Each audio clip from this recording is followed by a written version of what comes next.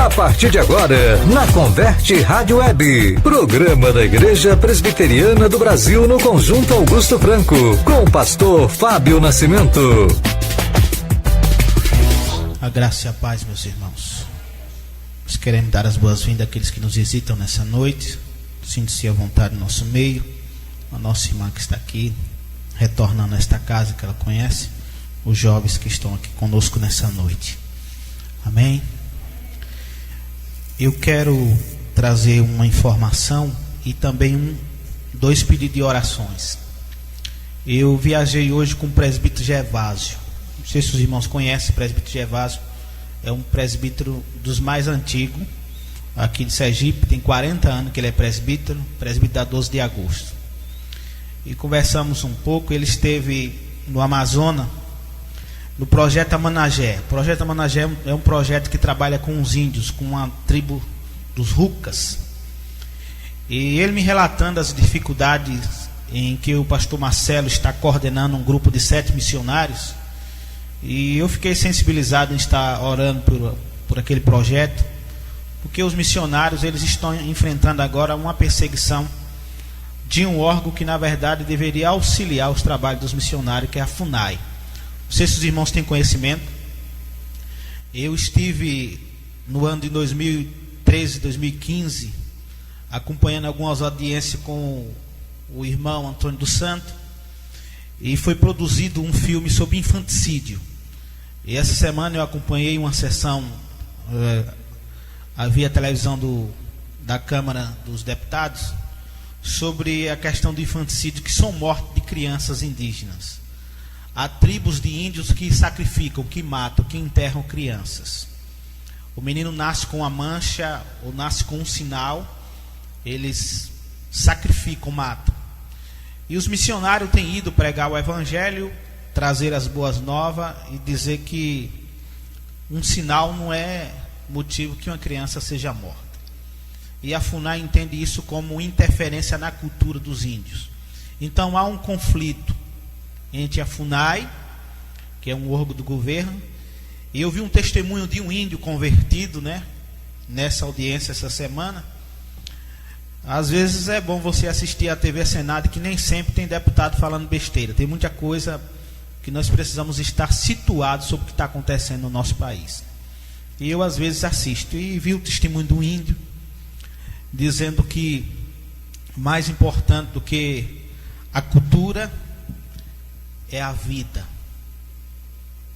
O índio disse isso perante ao presidente da FUNAI, alguns deputados, senadores que até mesmo defendem, que são contrários ao trabalho da igreja. Então os irmãos têm missionário que está de maneira clandestina dentro das matas, pregando o evangelho para os índios, aprendendo a cultura, a forma de abordar, até mesmo o idioma. Eles receberam treinamento para falar. Então que os irmãos estejam orando, em especial pelo o pastor Marcelo. Marcelo é daqui de Aracaju, é filho de Neemias, do reverendo Neemias. Ele está coordenando esse trabalho e precisa das nossas orações. E há outros missionários que estão sendo coordenados pelo Ronaldo Lindório também, que estão sofrendo perseguição da FUNAI. Eles estão sendo impedidos de entrar para fazer o trabalho.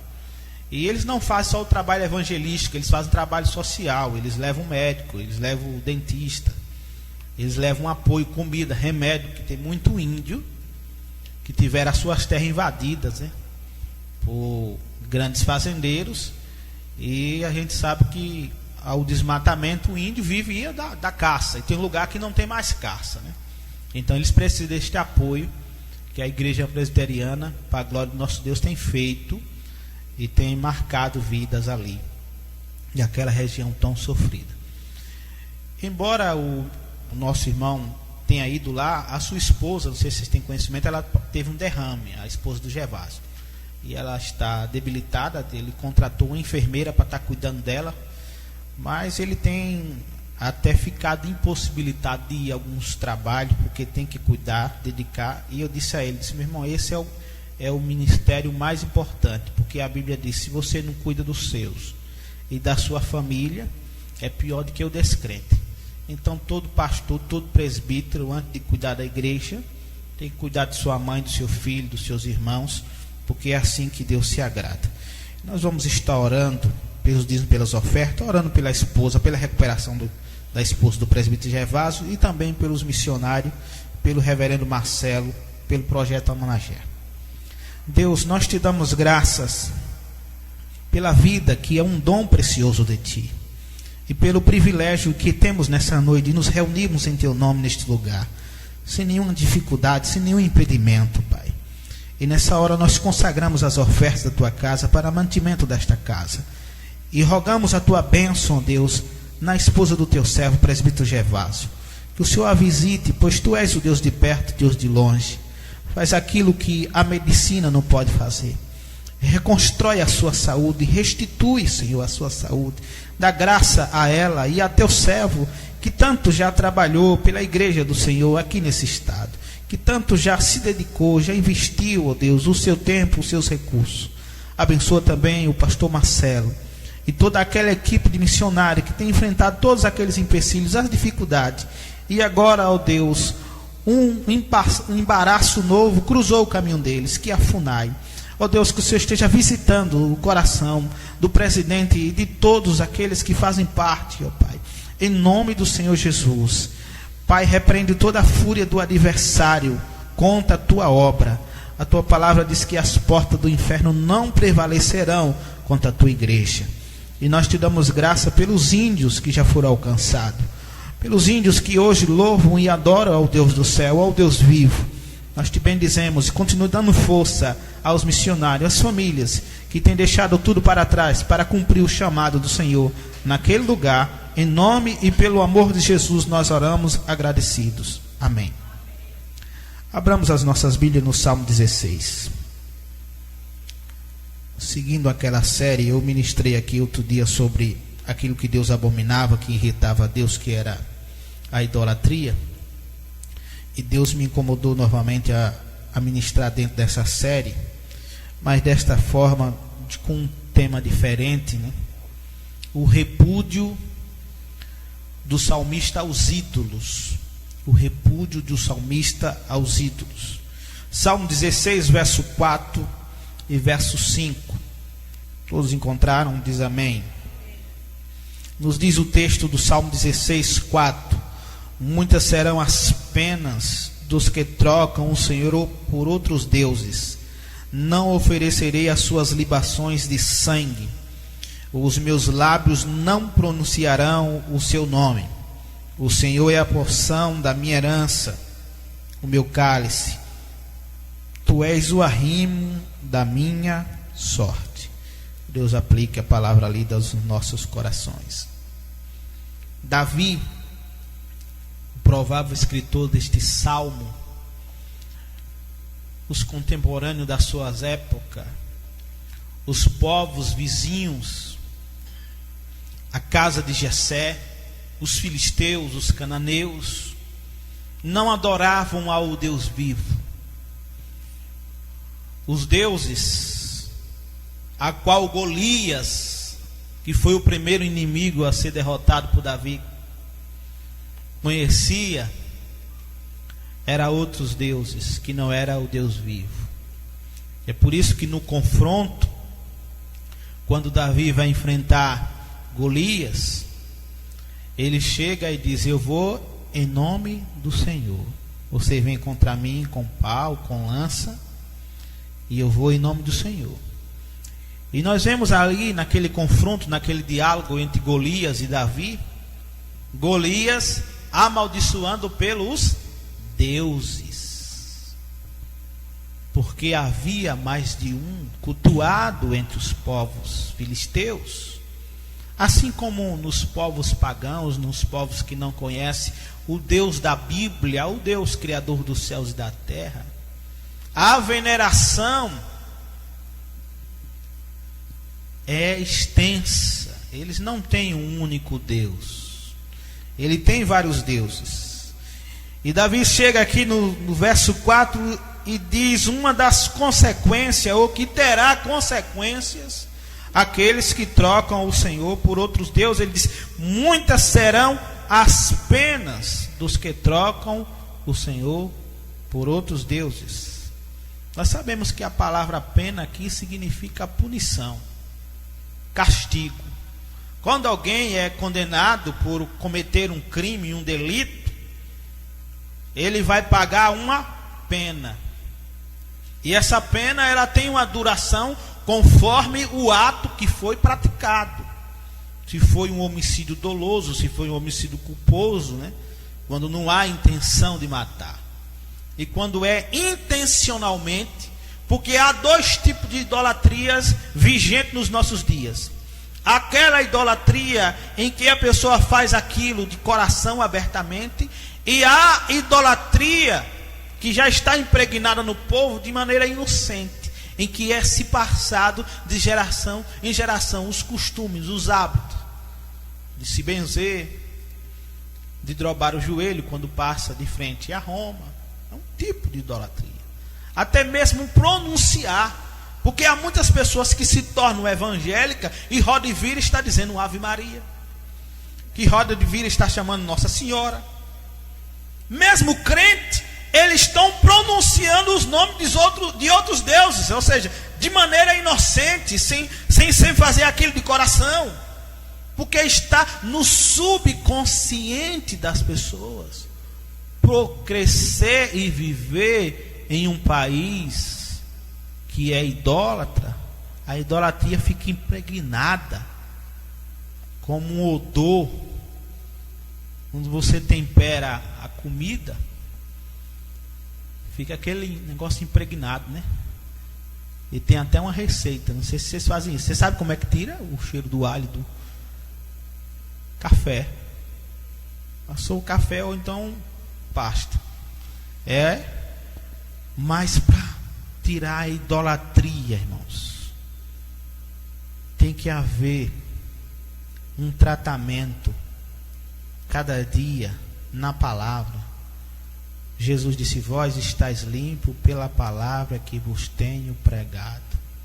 Se a palavra não ocupa coração, aí outros deuses serão mencionados. Por isso que Davi disse: muitas serão as penas dos que trocam o Senhor por outros deuses. Eles: não oferecerei as suas libações de sangue, os meus lábios não pronunciarão o seu nome. Às vezes até na brincadeira a pessoa fala o nome de outros deuses. Agora, você já viu que quem é da Umbanda, da Quimbanda, do Candomblé, para falar o nome de Jesus Cristo, tem uns que se tremem, que não fala. Uma pessoa endemoniada falar o nome de Jesus, se ela falar, ela cai de joelho. E muitas das vezes aqueles que conhecem o Deus vivo pronunciam. Nós temos que repudiar, tirar do nosso meio, tirar do nosso convívio, do nosso diálogo, das nossas conversas, os nomes dos outros deuses. O salmista deixa algo claro aqui, que todo idólatra é alguém que sacrifica alguma coisa, oferece. Porque os deuses dos povos, irmãos, quem é idólatra costuma fazer sacrifício. Eu estive de passagem na cidade de Bonfim, Senhor do Bonfim, aqui na Bahia. Não sei se vocês conhecem essa cidade. Eu estava indo para Taguatinga com um pastor da cidade de Pedrinhas, para um congresso, e passamos lá. E eu vi as pessoas entrar em uma gruta, senhoras de 80, de 75 anos, com dificuldade, para pegar um pouco daquela água dentro de uma gruta, para acender uma vela, fazendo um sacrifício, oferecendo alguma coisa, levando oferta, se sacrificando para um Deus que tem boca e não fala, que tem mão e não apalpa, tem ouvido e não ouve. Agora veja a diferença. Eles estão adorando um Deus morto com esforço, com sacrifício. E Jesus disse que para servir a Ele deveria também haver esforço, né? Ele disse: esforçai-vos por entrar pela porta estreita. O evangelho de Jesus Cristo nunca foi o evangelho da facilidade, mas sempre foi o evangelho da cruz. Quem quiser vir após mim, negue-se a si mesmo, tome a sua cruz e siga-me. Mas essa não é uma mensagem boa para os ouvintes dos nossos dias. Eles querem ouvir uma mensagem de autoajuda. Mas os idólatras estão ouvindo mensagem de sacrifício. Tem que se sacrificar. Eu passei algumas vezes, agora que estou indo lá para Santa Rosa, um dia passei com a minha motinha lá em Divina Pastora, e vi a ladeira em que eles sobem de joelhos, se sacrificando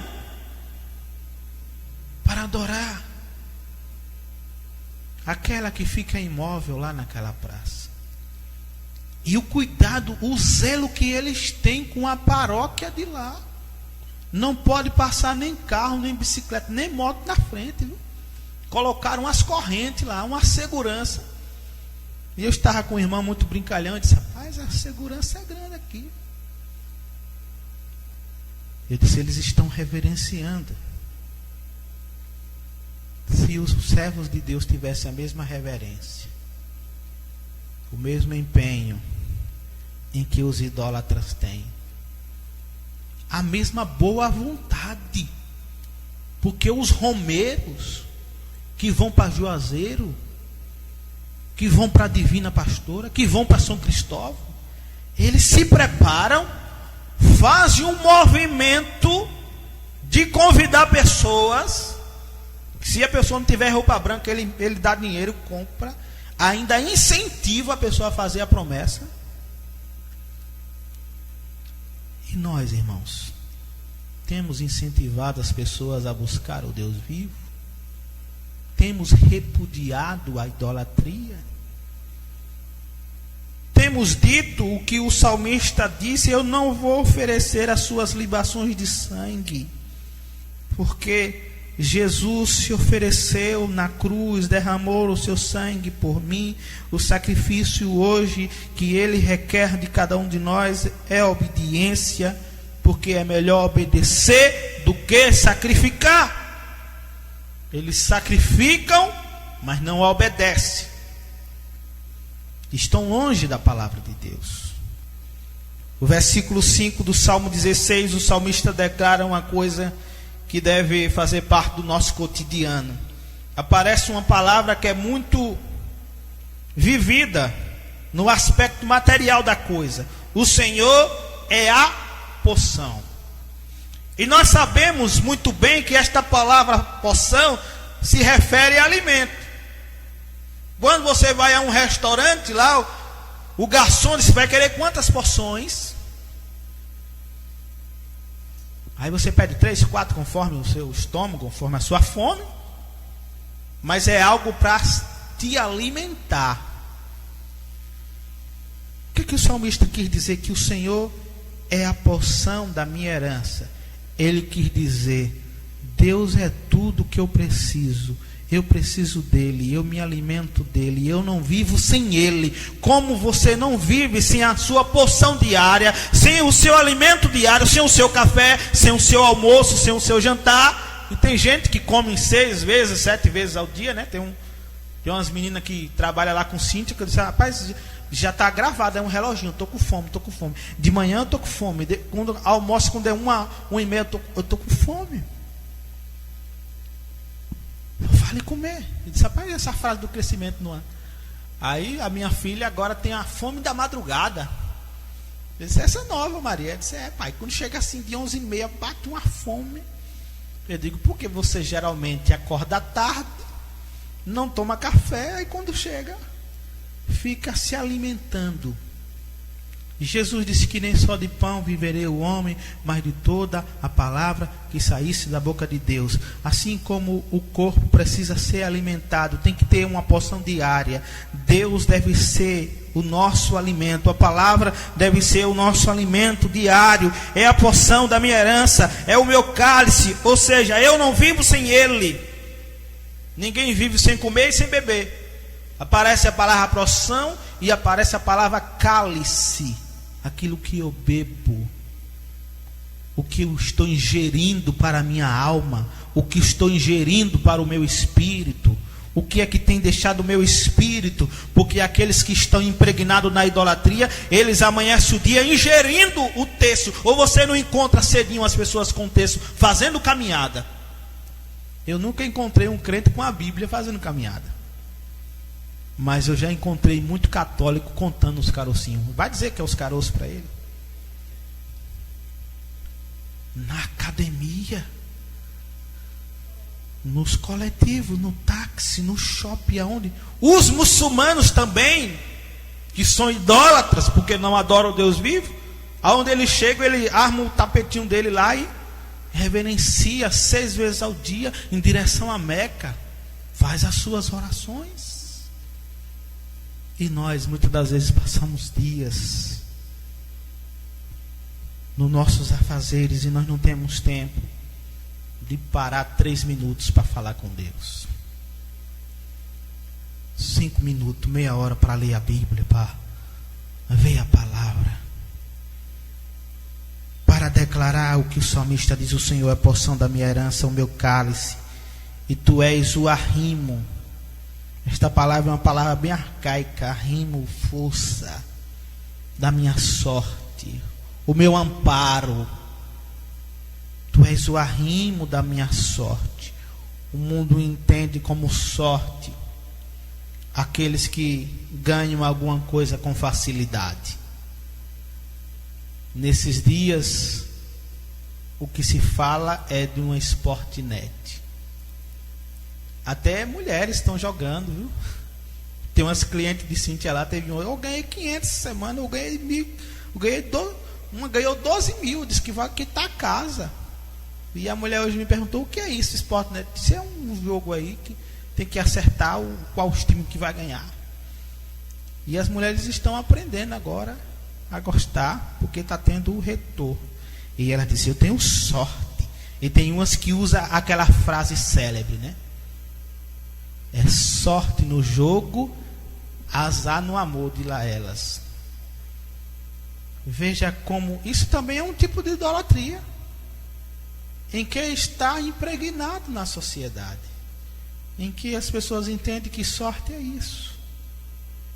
Sorte é ter sido alcançado pela graça de Deus, amém, irmãos? Sorte é reconhecer Jesus Cristo como o único Senhor. O próprio Deus disse que conheçam a Ti como único, porque há muitos sendo reconhecido, reverenciado nesta nação. E veja o que foi que Jesus disse em João 17, versículo 3. Essa é a vontade de Deus para os povos da terra, irmãos. Bom seria em que todos aqueles que reverenciam, adoram, cultuam, se envolvem com outros deuses, investem em cartazes, em propaganda.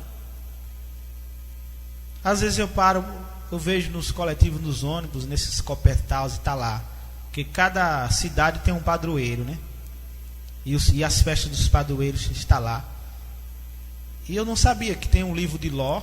Eu já li a Bíblia Católica e não sabia que tinha Ló. Eu vi um texto lá tirado de Ló. E eu acho que mais um dos livros apócrifos deles aí. E estava lá o tanto de patrocínio de pessoas empenhadas em fazer uma festa para um ídolo.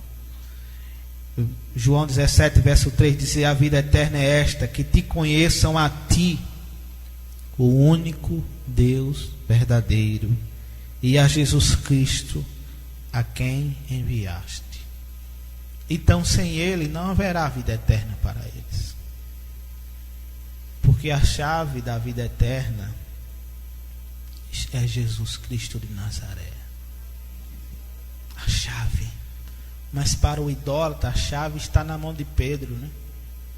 Pedro é quem abre, quem fecha.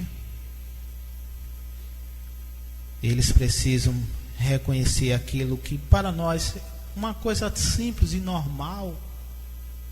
Oramos, adoramos a Jesus Cristo, no nome dele nos movemos e existimos, e a vida eterna é esta, que te conheço a ti, único Deus verdadeiro, e a Jesus a quem enviaste. Porque há muito Jesus, há o Jesus da Lapra, o Jesus do navegante, mas Jesus que salva e liberta só há um, Jesus Cristo de Nazaré. Ontem eu tive um pequeno debate, às vezes eu fico quieto quando eu vejo assim algumas coisas na rede social, mas tem um momento que eu tenho que falar. O camarada chegou e disse: Lula é o salvador do Brasil. Aí eu disse: não, eu tive que falar. Eu disse: meu irmão, Salvador, você sabe por que o país está desse jeito? Porque tem muita gente colocando fé no homem. Estão acreditando no político. É ele quem vai mudar, é ele quem vai fazer. Quem vai fazer e quem pode fazer e quem tem todo o poder é Jesus Cristo. E eu disse para eles lá, tem mais de 200 pessoas nesse grupo, é policial, jornalista. Aí eu aproveitei, já preguei logo para tudo, que agora é bom que um só, eles não tiveram que escutar. E eu só vi só a mãozinha, legal, amém. Eu digo: ai, tem crente aqui, vi até amém. Tem uma igreja aqui nesse grupo, eu não sabia. Quando eu disse que só Jesus Cristo, eu disse: feliz é a nação cujo Deus é o Senhor.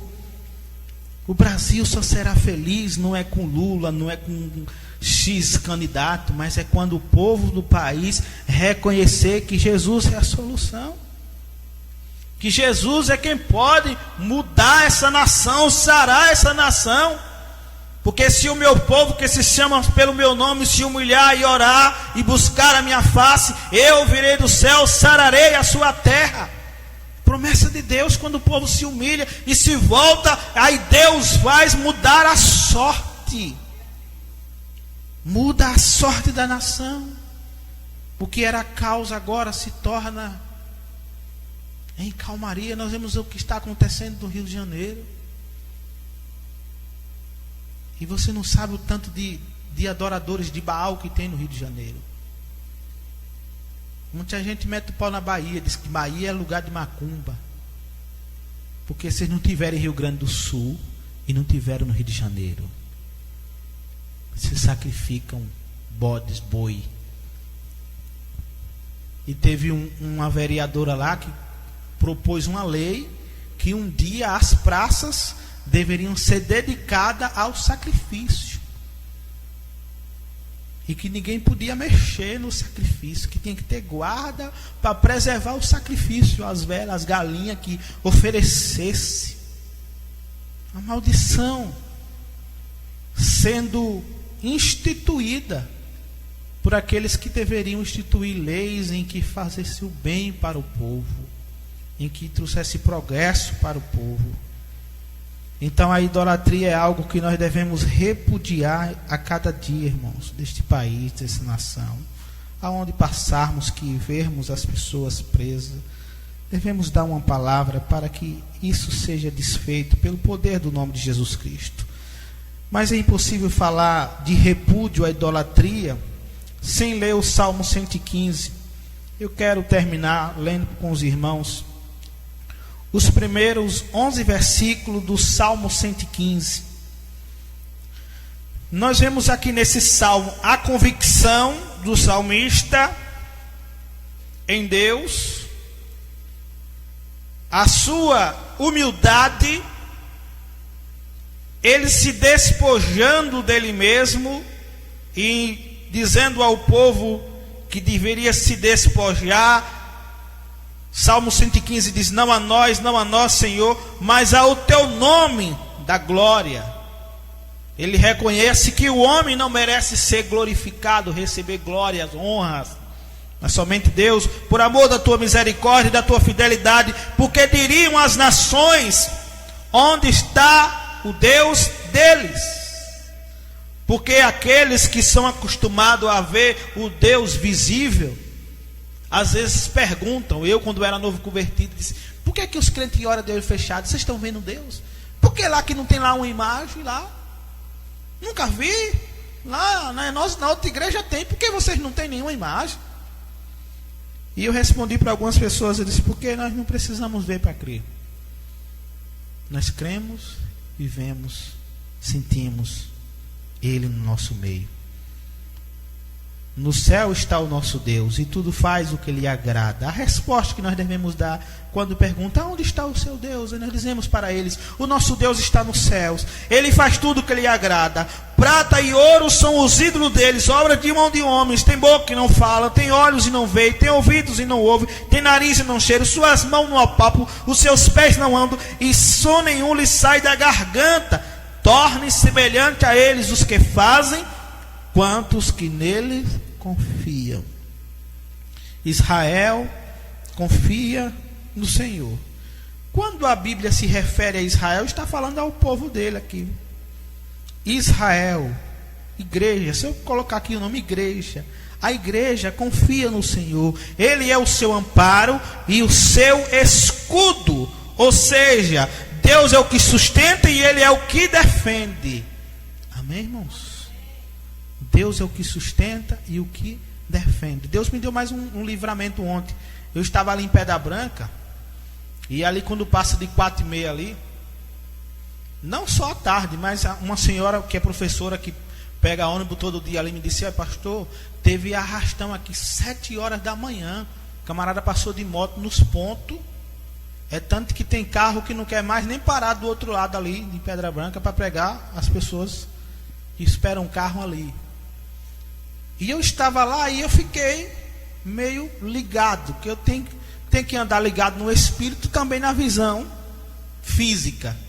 E aí 2 camaradas ficou como daqui lá naquele posto lá à frente do SESI, e o ponto aqui, eles lá. Eu disse, geralmente quando a pessoa quer pegar ônibus, vai para o ponto, né? E eu comecei ali a interceder, eu disse, Deus, deixa aqueles camaradas entrar não, que eles não estão com cara de que estão bem intencionados. Aí a senhora chegou e disse, ele parece com alguém que faz parte do que estão fazendo arrastão aqui, roubando. Aí eu derrubei as orações. Eu digo, Deus, cubra aí, nos guarda aí. Porque a semana passada eu recebo uma foto da Topic de Riachuelo que roubaram e colocaram dentro num canavial ali. E aí, nessa hora a mulher disse, ela já ficou assim, disse, ainda bem que você está aqui. Porque se eu estivesse sozinho, eu acho que eu já tinha corrido.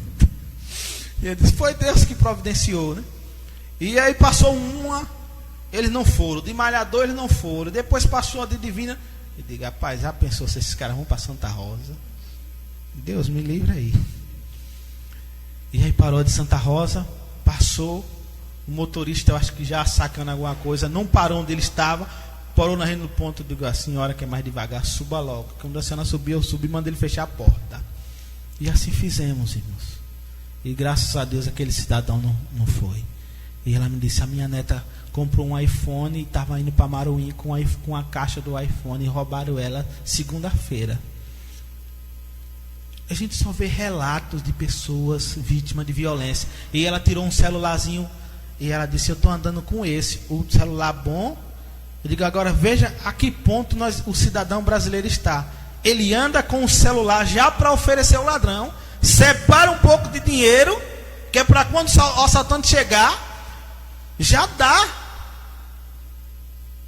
Em vez dos ladrões terem medo, da sociedade se preparar para combater, o cidadão é que está agora armando as suas estratégias, se preparando para ser roubado. Veja que ponto nós chegamos, irmãos. Só a graça de Deus. A pessoa já andar com dinheiro separado, dizer, esse aqui é do ladrão, hein? Comprar um celular mais barato para dizer, esse aqui, porque se roubarem, não faz valor. Eu disse, eu estou seguindo a mesma estratégia da senhora, eu estou com esse aqui. Estou seguindo as estratégias, porque o mundo que nós estamos vivendo é assim. O celular agora vai ser artigo fixo, não vai ser mais uma coisa móvel, vai ter que ficar dentro de casa.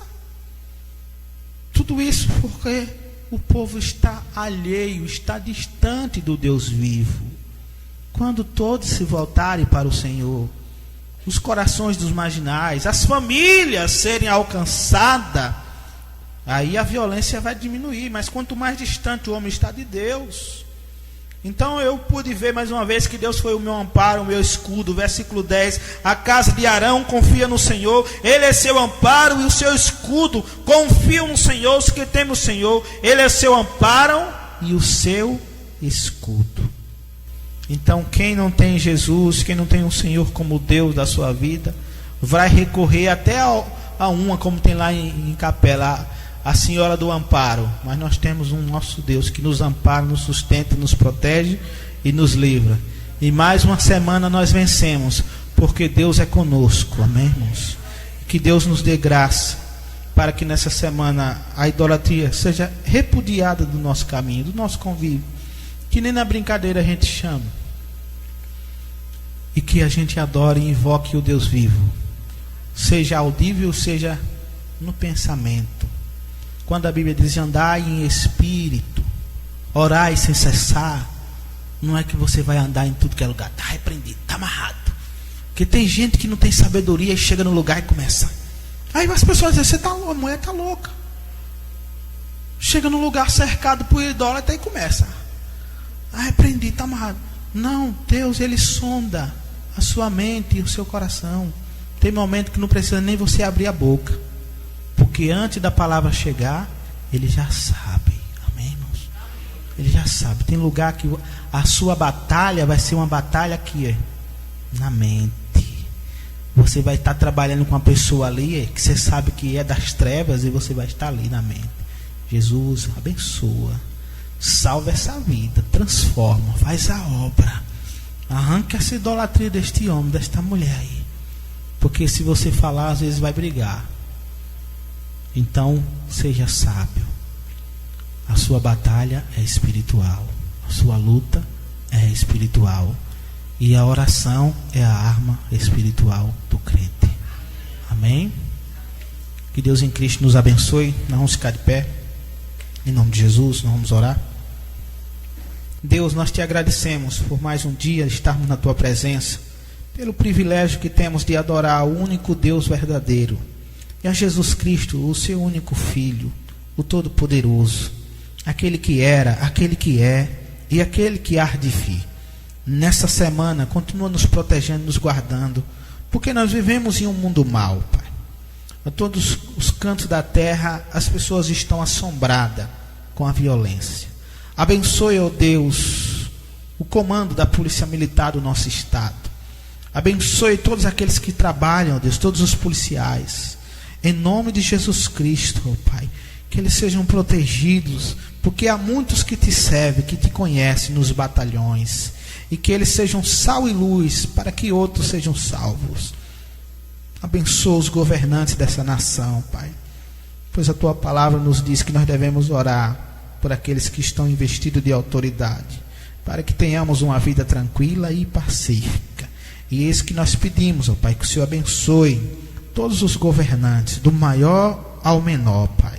Abençoe essa cidade, Deus, tão carente, Senhor. Abençoe as famílias que estão sofrendo, com mulheres, com crianças, com jovens envolvidos com as drogas. Deus, tenha misericórdia, Senhor. Livra os nossos deste mal. Livra do laço do passarinheiro, ó Pai, em nome do Senhor Jesus Cristo. Leva o teu povo em paz e segurança para os seus lares. Dá uma noite na tua presença e um sono reparador na companhia dos teus anjos. Em nome e pelo amor de Jesus Cristo nós oramos agradecido. Amém. Shalom Adonai, Shalom, Shalom Adonai, Shalom, Adonai, Shalom, Adonai, Shalom. A paz do Senhor, a paz